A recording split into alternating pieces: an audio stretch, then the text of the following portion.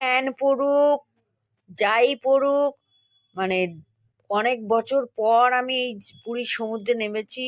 সাঁতার আমি কাটবই। আর পুরী মানে আগে আমাদের পুকুর ছিল, কত সাঁতার কাটতাম। আর এখন ফ্ল্যাট বাড়িতে জলে স্নান করতে হয়। আর বহু বছর পর আমি জলে নামলাম আর পুরীর সমুদ্র সৈকতে।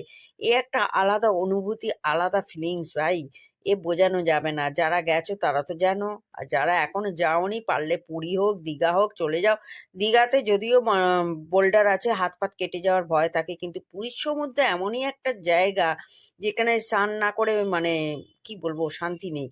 আমি তো জল থেকে উঠতেই চাইছি না। আমাদের তোজো বাবাও তো জলে নেমেছে, জল থেকে উঠতে চাইছে না। ঝুম ডল সবাই মিলে জলে আনন্দ করছে, আর আমি যে ইন্টারেস্টে সাঁতার কাটছি, আর জল আমাকে উঠতে দিচ্ছে না। যতবার উঠতে যাচ্ছি আমাকে পেছন দিকে টেনে নিয়ে চলে যাচ্ছে। জানো তো সমুদ্রে একটা টান থাকে, আর বিশাল বিশাল ঢেউ এসে পাড়ে আছাড় খাচ্ছে। আমি যত পারছি এগিয়ে যাওয়ার চেষ্টা করছি, আর বাড়ির লোক বলছে এগোস না এগোস না এগোস না। আর এগোস না, নিকুচি করেছে তোমাদের কথা।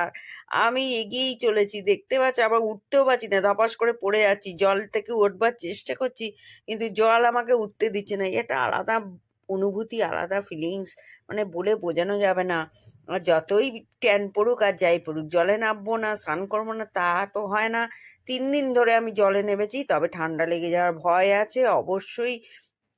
ঠান্ডা লেগেও গেছে। আর কি বলবো, সবারই ঠান্ডা লেগেছে কম বেশি করে। আর পুরী থেকে যেদিন চলে আসি মনটা খুব খারাপ হয়ে গেল। আমি ভাবলাম দূর, কি 3 দিন দেখতে দেখতে কেটে গেল, আবার গেলে ভালো হয়। দেখি আবার জগন্নাথ কবে ডাকে, তবে আবার গিয়ে স্নান করবো, মজা